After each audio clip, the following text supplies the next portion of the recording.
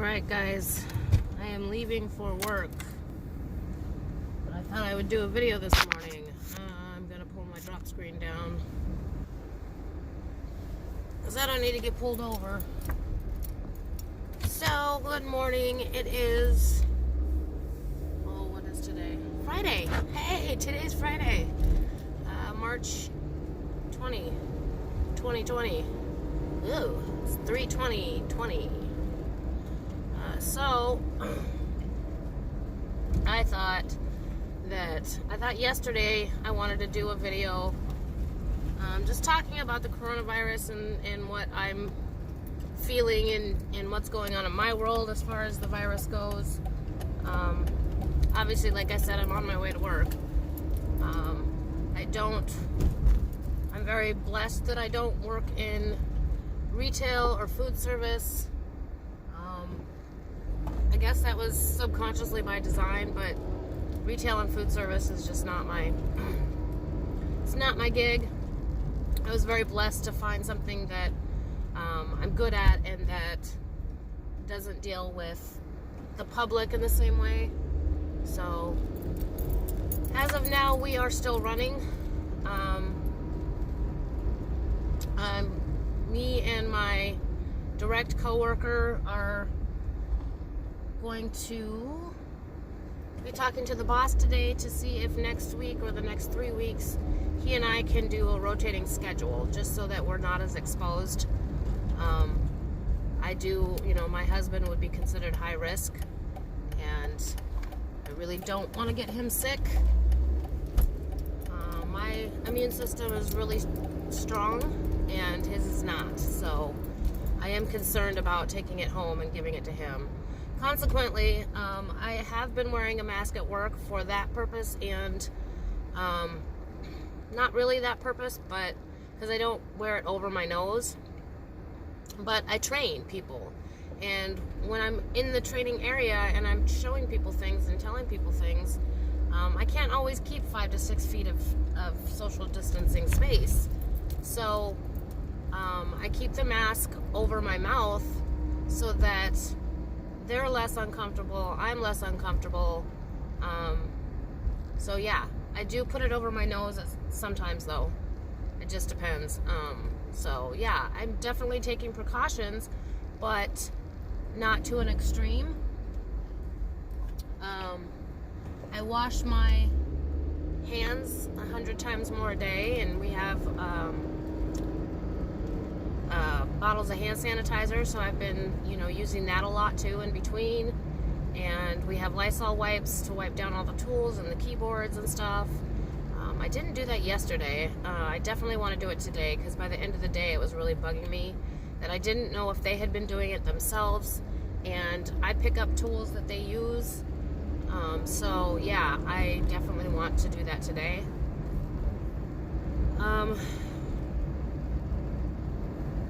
I've heard other channels, kind of almost making fun of people wearing masks, because some of the channels I listen to are, more spirituality based, and some of them tend to think that, if you're scared of it and you let the fear seep in, that, you're more likely to get sick, or you're just making it worse, or whatever the case is. But one of my favorite YouTubers, I had to turn her video off because I just did not agree with what she was saying, because it is a real thing and it is really making people sick. So why should I not wear a mask and take precautions? My workplace is in the heart of where the outbreak is in my state. It's got the most cases out of all the counties, and I'm going into the heart of it every day, and I'm working in a place where I wouldn't say half the people are not showing up, but about a third of the people are not showing up, so there is less people in the building, which is nice. That does make it a little less scary. But I am still going into a building that has more than 50 people in it every day. So, I think it was kind of ludicrous that she was almost making fun of people for wanting to take extra precautions. again, I'm not as worried about myself as I am. And we have older coworkers that are still coming to work as well. I don't want to be a carrier and give it to them. I don't want anybody that I know in my world to get sick. And that's fair. So, yeah, I just wanted to, I kind of wonder, like the first day I wore it, I didn't know how people were going to react, if they were going to make fun of me or what. But nobody has, and I'm the only one wearing one so far that I've seen. So nobody's made fun of me. And I figured, you know what, this is something that will pass. And if I look like the one goofy person during this time, then oh well. Oh well. So yeah, I've been wearing it, and I didn't know if that was going to like trickle out and other people were going to start wearing them, but nobody has. I've had a few people tell me that they've thought about it, but I think everybody is so afraid of looking silly that they're not doing it. So I don't know, I think that's interesting, a definite peer pressure thing. And I don't really feel peer pressure in that way. I know I've gotten a couple of eye rolls from people that already didn't like me, which is fine. They can screw off. I really don't care what they think.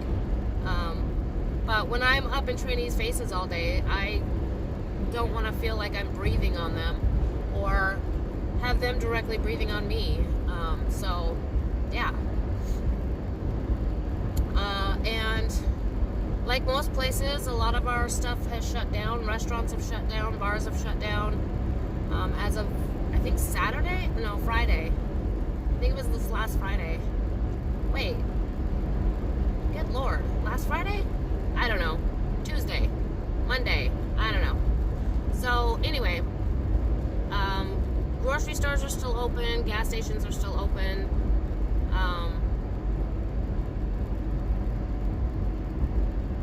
I don't know. That's the only two places I've thought about going, so I'm not really sure. I'm an introvert, and I'm always exhausted, so I don't go a lot of places anyway. My son's always trying to get me to go somewhere, and I try to limit it to like once or twice a week anyway. So my routine is really not different from what it usually is. But I'm just trying to think ahead and not have to make more trips than possible. So, you know, I tend to get really impatient when I'm pumping my gas and not fill my tank. But now I'm taking the time to fill my tank, so that's, you know, one less time I have to go in the gas station. And like last night I went to get gas and I took my coffee cup with me because I was going to get some decaf for the drive home. And they have signs on the door that they're not allowing refills and refill cups, personal cups. I was like, well, that makes sense. So, you know, I bought one. But things like that, everything has changed. Absolutely everything has changed. And I think that things have been so good for so long in this country that we've forgotten the wisdom of our great-grandparents and our grandparents of the Great Depression. And what they went through during the Great Depression taught them a lot of lessons that trickled down to our parents, most of our parents. But we have forgotten because our whole lives, everything has been good and more than good. And I think it was a real eye-opener for me to realize how unprepared I am. Even though I hoard stuff, I haven't really prepared for an actual emergency. I have enough projects and things to go through and sort and do that would definitely last me 3 months if I needed to. But do I have enough toilet paper and food, and do I have an emergency kit, and do I have backup anything as far as needing to actually still function? Not really. And it was quite an eye-opener for me to realize that I've had it so good for so long that I failed to prepare in an event like this. And I think that's going to be the case for a lot of people. I think the extreme couponers and the preppers are all sitting pretty right now, and they're all very pleased with themselves. And I hope that some of the, I don't know about preppers, but I know some of the couponers have a lot of toilet paper. And I'm sure they went out and bought more. But I hope that should the need arise, that they're willing to share their stash with people who didn't get any. I'm also hoping that the stores are able to not prepare, but like catch back up with the sudden rush of everybody buying things. You know, they're probably, I heard, my son told me yesterday that there was a whole semi of toilet paper that was stolen. Like, come on, people. Seriously? Ridiculous. Also, fun fact, by the way, the state of Minnesota still allows price gouging. I don't know why. I don't know why they would allow that, but they still allow price gouging. So everything that's been a necessity past last week has now skyrocketed in price. And I think it's absolutely disgusting. Those businesses already got a huge surge in profit due to everybody rushing out and buying the toilet paper and the beans and rice and the cleaners and the soap and all of that stuff. They already got a huge profit extra from that they wouldn't have gotten otherwise. And now they want to screw us? I don't understand. Like, that is one of the most disgusting things I've ever heard. Honestly. Like, why would you do that? People are losing their jobs. People are going to be out of work for God knows how long, and you want to fuck them over because you need more money in your pocket. But screw them and being able to take care of their children or their grandparents. I heard another story about some people in like a Walgreens or whatever, and there's some young 20-something with like 50 bottles of hand sanitizer in her cart, and there's an older lady like in her 80s behind her, and she's begging this 20-something for a bottle of hand sanitizer. She's been to 4 stores. She can't find it anywhere, and she's really starting to get scared because now she's been in and out of 4 stores. She's obviously high risk because she's older and frail, and she was asking if she could just buy one bottle from the lady in front of her. And this stupid bitch refused to give her a bottle of hand sanitizer. Like, one, you have 50 in your cart. And in fact, one of the witnesses said that she had a smirk on her face. What the hell is wrong with people? If that was your grandma, would you still refuse to give it to her? Are you out of your mind? The hell is wrong with you? You don't need 50, first of all. 1 bottle wouldn't have killed you. So, long story short on that one, the lady behind the older lady waited until the 20-something checked out, and then she snatched a couple of bottles out of her cart and gave them to the older lady and put a $10 bill in the 20-something-year-old's bag.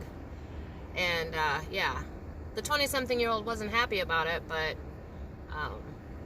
there wasn't anything she was going to do about it. So, but that kind of behavior is what scares people, and that's what's going to send people further into panic. And I don't want to become a part of that, but at the same time, I have a home and a family to protect. And, you know, that's another area that I am now regretting that I'm not prepared. I've been talking about getting my own gun and my CCW for a very long time, and I haven't done it. And now I can't right now because of everything shutting down. But if things get super crazy and people start getting nutso, you know, that's something I'm going to wish I had. Because I'll shoot a motherfucker in a heartbeat. I got no problems protecting my family. I don't give a shit. So, yeah, that's another area that I realized I was unprepared. I hope this is a big wake-up call for a lot of people. And I hope that once the dust settles and everything calms back down, that I won't get lackadaisical again and be like, oh, okay, well, it's over now. I hope that I do what I say I'm going to do, and I am more prepared for the next go-round, because I do feel like this is going to happen again at some point. And even if it's 10 years from now, then I have 10 years to prepare. So, yeah. And in 10 years, I would be in the high-risk group, so, or really close to it. So once the dust settles, I definitely plan on making sure that I am going to do all the things I've been saying I should do for the last, I don't know how many years. Because I don't want to get caught off guard again. I don't like feeling like I got caught off guard. So, let's see, what else? I think there's a fine balance between taking in the media and staying calm, I guess you could say. There's a lot of media going on, and I would like to say that all of it is 100% true, but the media has a tendency to jump to conclusions and try to get the news out there first, and that causes them to be inaccurate more than we would like to think. And getting ourselves whipped into an absolute frenzy is not good for our health. Being to that level of stress and being that scared and that stressed out is only going to cause other health issues, and it's going to suppress our immune systems, which is going to make us more susceptible in the first place. So there's a fine balance between being concerned and doing what you need to do to prepare for the worst case scenario and staying calm and reasonable. But not to the point where you're like, oh, this is all stupid and I'm not afraid of it and blah, blah, blah. The social distancing and the self-quarantining is the bigger picture, people. Some people don't seem to be understanding that. They feel like, it's not going to affect them because of whatever the situation is for them. But we're not talking about you. We're talking about you playing your part to make sure that the country as a whole doesn't melt down. That the hospitals don't get overwhelmed, not only physically, but the staff that works there, the ability to treat people. If we don't slow down the spread and too many people get it too fast, then the hospitals are going to overwhelm. And that's not good for anybody. Do you want it to be your parent or your grandparent that is now the 600 case in your state and the hospitals are full and they can't treat them? You don't want that. So the self-quarantining and the social distancing is part of the bigger picture. It's not about you. So whether you want to do it or whether you're okay doing it, if you are able, do it. Because it's not about you. For once in your life, it's not about you. This is about everybody as a whole. And this is about everybody looking out for each other. And that's the other thing I'm seeing and hearing, is that these people that are just only looking out for themselves. Well, guess what? When shit really hits the fan and you got nobody to help you because you only gave a shit about yourself, maybe you'll think twice next time about only thinking about yourself. I get the one for all and all for one, and I also get you got to look after your own and look after you first. There's a fine line, again, between doing that. So please stop and think long enough to decide what's reasonable, what's not.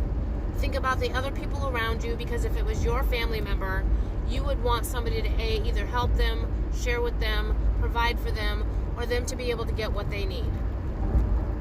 So, yeah. I don't understand. That's like my complaint about people driving the other day, is that they will ride your back bumper because they only give a shit about them and where they're going, and they don't care about anybody else on the road. They don't care about what the person in front of them is feeling or doing. That's not how we should be operating, people. That's not how any of us should be operating, ever. There are other people around you, and they matter just as much as you do. Their feelings and their fears matter just as much as yours do. And if you can't get that, then something's going to happen to you in your life that's going to make you see that. And if it doesn't, well, eventually karma's going to get you. Let's stop and start thinking about others as well as ourselves and our loved ones. There's a lot of people out here, and everybody needs the same protection, the same help, the same assistance, the same caring and loving that you would give somebody you love. Just because they're not your loved one does not mean they don't matter. unless they're, you know, like a total piece of shit and like a pedophile or something, then whatever. But yeah, so I am gonna end my rant, and everybody please stay safe. Please do your best to stay healthy, and please do the other things that I said in the video. Alright, I'll talk to you later. Bye.